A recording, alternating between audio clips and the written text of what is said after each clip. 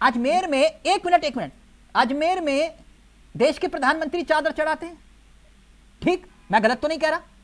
नहीं, बिल्कुल ठीक कह रहे हैं आप। नहीं, थोड़ा तेज बोलिए ना सर। नहीं, बिल्कुल ठीक कह रहे हैं। हाँ, थोड़ा तेज बोलिए। ये आस्था का विषय है। अजमेर में तो देश के प्रधानमंत्री, वो तस्वीरें देखी है ना आपने कि अजमेर में चादर चढ़ाने के लिए देश के प्रधानमंत्री भी? देखिए तिलक जी, देखी है ना आपने? तो मैं आपसे पूछ रहा हूँ, कब तक खुदाई कब तक जारी रहेगी? क्योंकि देश के राष्ट्रभक्त पंडित जी का ऑडियो, पंडित जी ऑडियो आ रहा है ना मेरा? आ रहा है। हाँ, मैं ये कह रहा हूं कि भाई जब खुद आरएसएस संघ संचालक मोहन भागवत ये बात कहते हैं कि हर मस्जिद के नीचे अब मंदिर मत खोजो, और उसी अजमेर को लेकर अब नया विवाद खड़ा हो गया जहां देश के प्रधानमंत्री खुद चादर चढ़ा रहे हैं, ये जायज है? देखिए, चादर चढ़ाना और सर्वे कराना दोनों चीजें डिफरेंट है, अलग अलग। अच्छा, जैसे चादर तो आपकी कहाँ भावना है, आपकी श्रद्धा कहाँ पर है, आप कहाँ क्या मानते हैं, हाँ। ये उसको कोई चैलेंज नहीं करता। अच्छा, ठीक है, तो इसलिए चादर चढ़ाते हो आप? देखिए चादर, देखिए तिलक जी, ये तो चादर में कोई इशू नहीं है, पर लेकिन कोई इशू नहीं है। ये कह रहा हूं कि अब कहाँ ये कोई प्लान थोड़ी है कि कहाँ नहीं, बिल्कुल आप नहीं भाई, अलग अलग जगहों पर, जैसे उदाहरण के तौर पर वीएचपी कहता है कि 4000 ऐसी जगहें हैं जहां पर मंदिर, जो मस्जिद के नीचे मंदिर है। फिर देखिए अब 4000 होगी। देखिए अब क्या होगा भविष्य में, ये मैं तो नहीं कह सकता, पर मैं तो वर्तमान की बात कर सकता हूँ। वर्तमान की। अब ऐसे ही आशीष जी ने जो बात कही, एक मिनट, आशीष जी के सपने में आया कि देश के प्रधानमंत्री आवास के नीचे जो है मंदिर है, तो अब क्या करेंगे? खुदाई करवाएंगे वहां?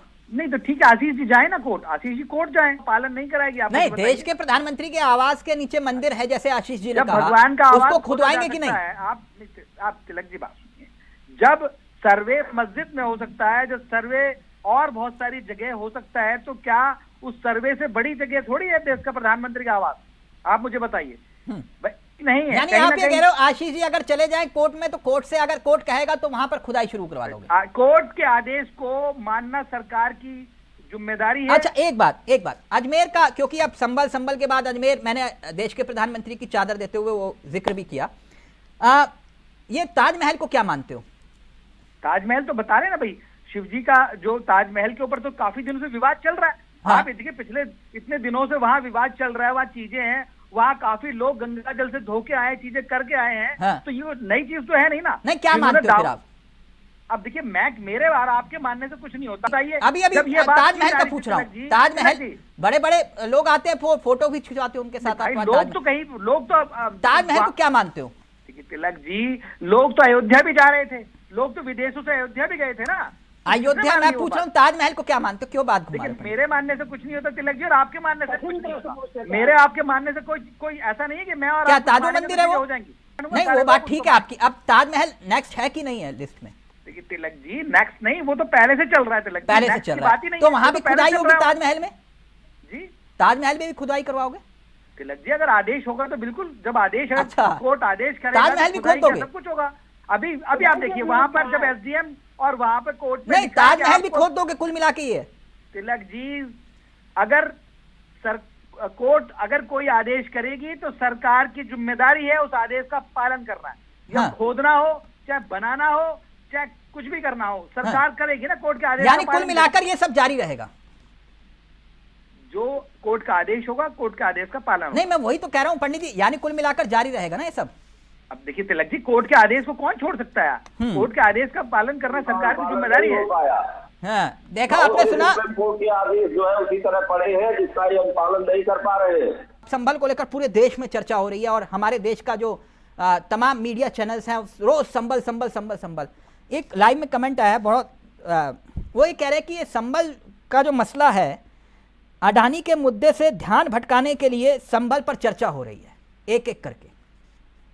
नहीं, अडानी देखिए आप, ये इसमें अडानी कहाँ से आ गया ये बताइए आप। नहीं, अडानी वाला वो वाला कह रहे थे कि जो पूरा बवाल चल रहा था वो एक शांत हो गया मामला, इसलिए बस सब जगह संभल हो रहा है।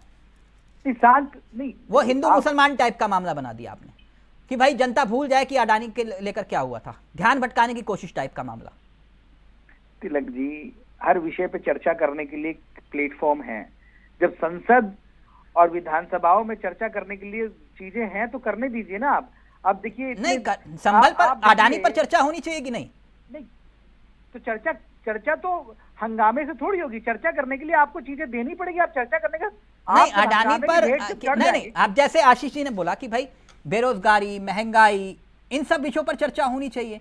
अब कहां तक खुदाई करते रहेंगे वो कह रहे हैं। नहीं नहीं, बिल्कुल हर विषय पर चर्चा होनी चाहिए, गंभीर विषयों की अभी चर्चा बेरोजगारी करने दर कितनी है देश की? देखिए तिलक जी, बेरोजगारी दर कितनी है, मैं वही कहना चाहता हूँ कि हाँ। उन्हीं चीजों पे बात की जाए ना। हाँ, तो मैं वही पूछ रहा हूँ आपसे, अब कितनी है अभी कानून का बेरोजगारी पालन दर? अगर करने की बात है कि आपने बेरोजगारी ये दर तो कर कितनी है? दिया। बेरोजगारी दर देश की कितनी है अभी? नहीं देखिए तिलक जी, बेरोजगारी दर कितनी है, वो आंकड़े कैसे हैं, वो चीजें क्या हैं? नहीं, देश में बेरोजगारी तो है, मानते हैं आप? नहीं, बेरोजगारी तो कब नहीं थी, पहले नहीं थी क्या? हाँ। या भारतीय जनता पार्टी के आने के बाद तो बेरोजगारी नहीं, है? तो फिर अभी कितनी है बेरोजगारी दर? देखिए तिलक जी, अभी तो आप सारे आंकड़े आपके पास हैं। नहीं, सारी मेरे पास चीजें- नहीं है, बताइए ना। नहीं तो अभी तो मैं आंकड़े नहीं लेके आया ना तिलक जी, अभी तो हम लोग डिबेट संबल पे कर रहे हैं, तो संबल के विषय पे बात करें। हाँ, तो संबल पर इसलिए चर्चा को, बेरोजगारी से कोई लेना देना नहीं। नहीं, लेना देना हर चीज से है, सरकार का हर चीज से लेना देना है, पर लेकिन आप ये कहें कि आप कानून व्यवस्था के साथ खेल लेंगे तो वो चीजें नहीं होनी तो फिर चाहिए ना। ताजमहल क्या है, ये तो बता आप- दीजिए।